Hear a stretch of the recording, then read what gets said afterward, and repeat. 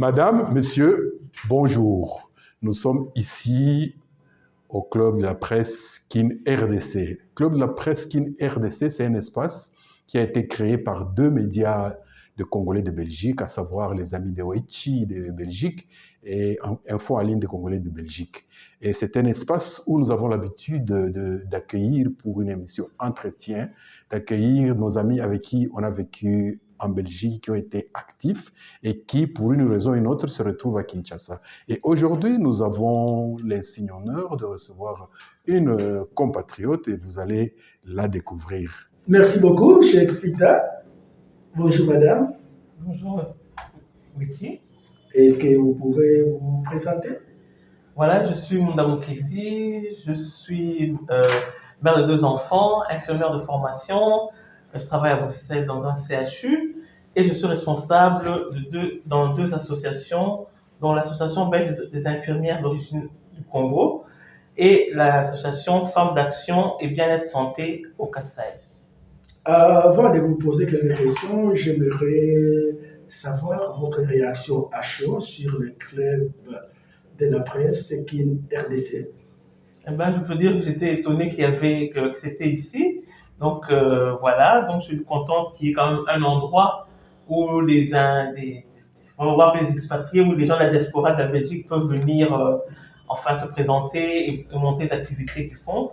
C'est une bonne chose parce que c'est un genre de réseau qui peut nous mettre ensemble. Cheikh Fita. Bien, merci Madame Mukendi Munda. Et donc, vous êtes à Kinshasa. Oui. Je vous ai donné l'adresse où on était. Vous êtes arrivé facilement. Je suis arrivé facilement en mode quinoise, quoi. C'est-à-dire? Parce que ici, il y a trop d'embouteillages qui sont dus au fait que les gens conduisent un peu n'importe comment.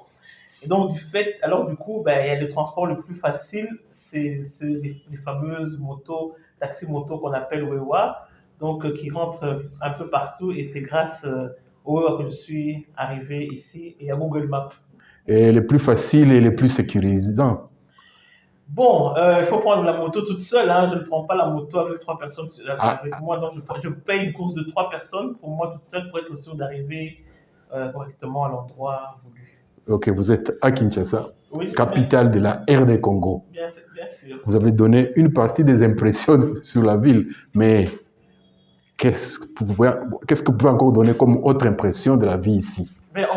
Pour quelqu'un qui vit à Bruxelles. Voilà, je ne suis pas novice, ça fait déjà plusieurs fois que je fais des allers-retours. Je vois que depuis un certain temps, il y a de l'amélioration. Ça sent qu'il y a de l'amélioration, mais il y a encore beaucoup de choses à faire parce que c'est la mentalité des gens en fait qu'il faut changer. Vous pouvez faire tout ce que vous voulez, mais tant que les gens n'ont pas changé leur mentalité, on n'y peut rien. On n'y peut rien.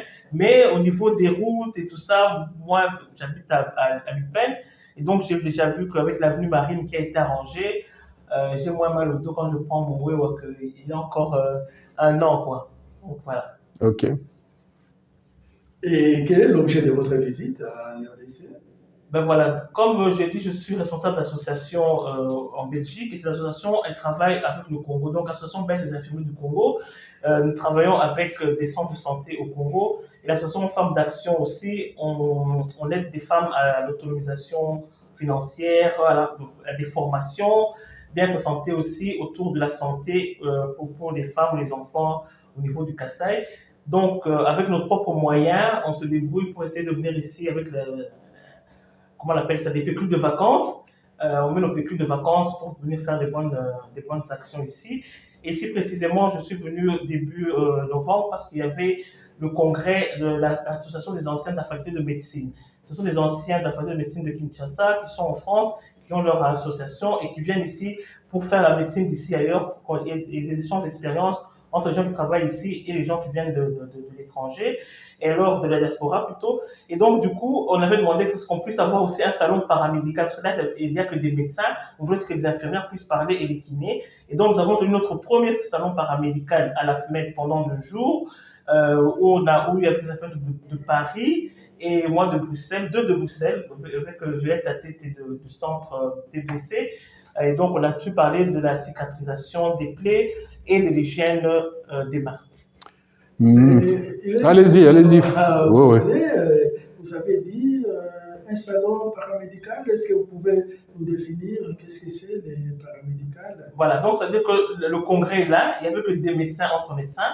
Et l'année passée, on leur a demandé, des médecins travaillent toujours avec des personnels paramédicaux, donc infirmiers, kinés, logos, pharmaciens et tout ça. Il faudrait que nous aussi, on puisse aussi renforcer les capacités de nos confrères ici au Congo. Et donc, quand vous faites le prochain congrès, est-ce qu'on ne peut pas aussi avoir un point à nous où on parlera entre nous paramédical. C'est-à-dire, maintenant, on a vu des diététiciens du CUCADON, des cliniques universitaires, on a vu des infirmiers qui viennent de KIMPC, et donc voilà, donc entre nous, qu'on parle notre langage infirmier, et donc ça a été fait, ils ont apprécié, ils ont regardé, ouais, c'est très bien, on va essayer de faire l'année prochaine un peu plus grand. Donc voilà. Bien, l'avant-dernière question, c'est par rapport aux sources de financement. Vous avez effleuré, vous avez dit que vos pécules de vacances, j'ai tiqué. Et donc, est-ce que vous êtes obligé de dépenser votre argent pour faire ça? Et il n'y a pas d'autres sources de financement parce que vous ne faites pas ça pour vous. Qu'est-ce que vous gagnez en le faisant? Ben, moi, ce que je gagne dedans, ce que nous gagnons, c'est le fait que nous avons reçu, il faut que nous remettons aussi ce que nous avons reçu. Évidemment, nous n'avons pas de source de financement, de grands financements. On le fait avec nos propres moyens. Donc, on fait un sacrifice, mais pour un bien. Ça nous fait pas mal de donner, au fait. C'est une façon d'aider, de mettre de la pierre à l'édifice Congo. On ne peut faire que ce qu'on connaît, donc de la médecine. Et donc, on s'arrange, chacune de nous. Parfois, on vient 3 fois. Bon, si on prend ses vacances au mois de mai, elle vient dans le cadre de ses vacances et on essaie de trouver l'argent entre nous pour renforcer et trouver des médicaments, des appareils et tout ça, on lui donne et qu'elle aille donner à un centre de santé. Donc, on n'a pas de financement ni de la Belgique, ni du Congo, rien du tout. C'est sur notre propre budget. Est-ce que vous êtes parti voir le ministre de la Santé, qui est un des nôtres, hein, parce qu'il vient de la Belgique, Jean-Jacques Bourani, le docteur? Eh bien, l'année passée, j'étais venu déjà l'année passée dans le cadre de renforcement des capacités du personnel soignant dans les services Covid, hein, avec Afia Consultance, qui est une société qui a été créée par une autre Congolaise qui vient de Belgique, et qui a créé sa société. Et donc, comme elle me connaissait, elle m'a appelé pour venir faire la formation. À ce moment-là, on a pu voir le docteur Mbungani dans son bureau et on avait dit voilà, vous cherchez des expériences, vous cherchez des blancs bleus avec des yeux belges, enfin des belges avec des yeux bleus. Nous, les belges aussi d'origine congolaise, on est là, on a les capacités, on a les compétences. Voilà, donc on l'avait déjà vu, mais bon, on n'a pas eu de suite. Bien. Donc, qu'est-ce qu'il faut faire? Vous connaissez de contacter les ministres et puis travailler en relation avec les ministères de la Santé, parce qu'on ne peut pas à chaque fois dépenser de l'argent du ménage. Hein, Moi, je vais vous dire que c'est très, très difficile. Très difficile. C'est très difficile déjà de l'atteindre, hein, d'atteindre le docteur. Et donc, voilà, c'est très compliqué. Et comme on n'aime pas trop les discussions, on fait ce qu'on peut. De que ça arrive aux personnes directement, c'est l'essentiel. C'est ça un des objectifs qu'on a créé ces médias, c'est pour faire parvenir les messages aux intéressés. Jean-Jacques Bourani va vous suivre à travers ces médias. Quel est le message?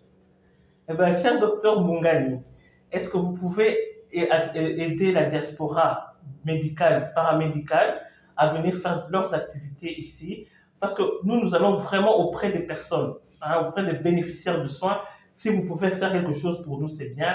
Je sais que vous étiez venu à Bruxelles, vous avez reçu quelques personnes, c'était pendant les périodes de Covid, mais on n'a pas eu de suite, on ne sait pas ce qui s'était dit, mais la diaspora compétente est vraiment là. Donc nous avons vraiment les compétences et on est prêt vraiment à venir. Déjà, on vient avec nos propres moyens. Voilà. Si vous nous aidez, vous nous donnez un coup de pouce, ce serait quelque chose de très bien. On veut vraiment apporter notre pierre à l'édifice Congo, mais au niveau de la médecine, c'est ce que nous savons faire. Merci beaucoup, Madame Mukendi Munda, pour cet entretien. Et le but, effectivement, comme l'a dit Wechi, c'est une interface, notre espace, notre émission, c'est une interface entre vous qui venez et la population et les dirigeants surtout, parce qu'au moins les dirigeants, avec nos médias, on sait les atteindre. Mais on est fort que quand on est nombreux et unis. Si vous aviez un dernier message, parce qu'à la diaspora, il n'y a pas que vous et moi et Ewech, on est assez nombreux.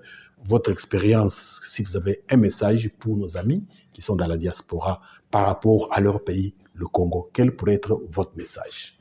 Le message que je passe, c'est le message que je passe depuis des années. Je dis hashtag Zongamboka, parce que tout le monde, dans ses compétences, peut venir aider le Congo. Il ne faut pas absolument attendre d'avoir beaucoup d'argent ou quoi, mais ayez cet amour-là du pays, de venir faire, même malgré les difficultés et tout ça, de continuer et de venir vraiment, plus on est nombreux, plus on changera les choses en fait. Ce n'est pas deux, trois personnes, deux, trois tondus qui viennent ici, qui vont pouvoir changer toute la masse.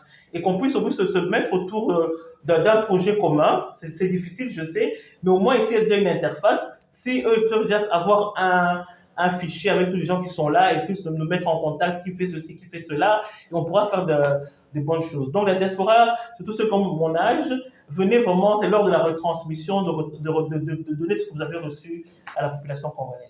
Merci beaucoup, Madame Mokendi Munda, pour cet entretien. Et c'était un plaisir pour nous de vous accueillir.